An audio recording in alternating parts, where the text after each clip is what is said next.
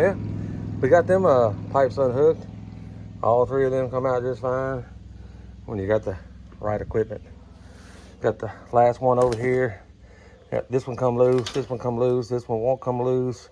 We're gonna throw a little bit of heat to it and see if we can get that loose. So I'll get back at you in a minute.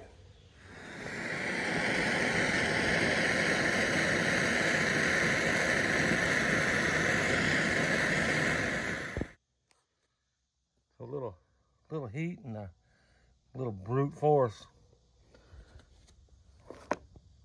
The old cheap impact did the job.